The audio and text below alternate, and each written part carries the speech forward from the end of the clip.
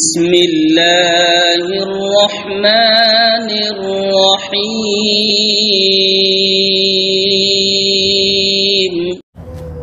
السلام عليكم ورحمة الله وبركاته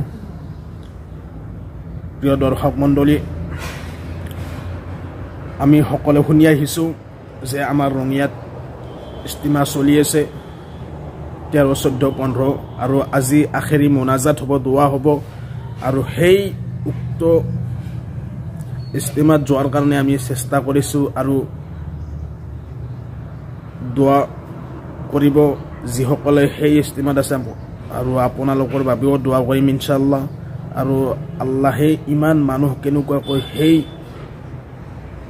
ইস্তিমাত মানুহে 3 দিন থাকিলে কোনো সিকিউৰিটি নোহোৱাকৈ কোনো হাই কাজিয়া নোহোৱাকৈ একমাত্ৰ আল্লাহ আৰু আল্লাহৰ ৰাসূলৰ কথা শুনিলে আলহামদুলিল্লাহ আল্লাহৰ ওচৰত শুকৰগুজাৰ হয় যে আল্লাহে ইমান সুন্দৰ কৰি কোনো হাই কাজিয়া নোহোৱাকৈ এনেকুৱা প্লেটফৰ্ম এখনত মানুহে একত্ৰিত হৈ মানুহে একত্ৰিত হৈ আল্লাহ আৰু আল্লাহৰ ৰাসূলৰ কথা শুনিছে তো হেই ইস্তিমালৈ গৈ আছো আৰু আপোনালোকক দেখুৱাই আছো তাত কিমান মানুহ হৈছে আপোনালোকক কিছু দেখুৱাম আপোনালোকে ভিডিওটো হেকলৈ চাই থাকিব তো আলহামদুলিল্লাহ এতিয়া আমি ৰঙিয়া আহি পাইছো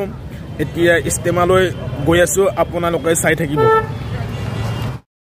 আলহামদুলিল্লাহ আমি এতিয়া আহি পালো ৰঙিয়াৰ ইস্তিমালৈ আৰু আপোনালোকক দেখুৱাই আছো কিমান মানুহ হৈছে কিমান মানুহ আহিছে আপোনালোকক সম্পূৰ্ণ দেখুৱাই আছো আলহামদুলিল্লাহ এতিয়া আমি ইস্তিমাত উপস্থিত আছো আৰু আপোনালোকে কিমান শ মানুহ আহিছে দেখিছে ইনশাআল্লাহ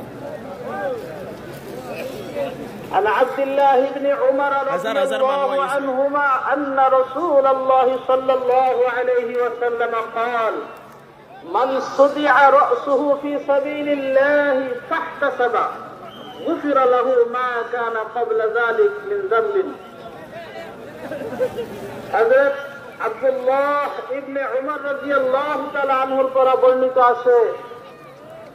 যে রাসূলুল্লাহ সাল্লাল্লাহু আলাইহি ওয়াসাল্লাম ইরশাদ করেছে আল্লাহ তাআলার রাস্তা জীবন ব্যক্তির মুরর বিখ হইছে তেও তার ভাবে সওয়াবের নিয়ত রাখিলে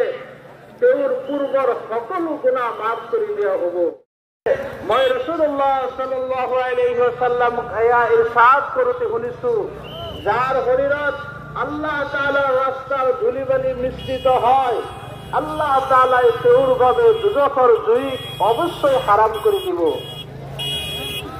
হযরত আয়েশা রাদিয়াল্লাহু তাআলা আনহা বর্ণনা করেছে ইরশাদ করতে শুনিছো যার শরীরত আল্লাহ তাআলার রাস্তার ধুলিবালি মিশ্রিত হয় আল্লাহ তাআলা তেউর ভাবে দুজখর জুই অবশ্যই হারাম করে দিব عن أبي عبس رضي الله عنه يقول قال رسول الله صلى الله عليه وسلم من اغبرت قدماه في سبيل الله عز وجل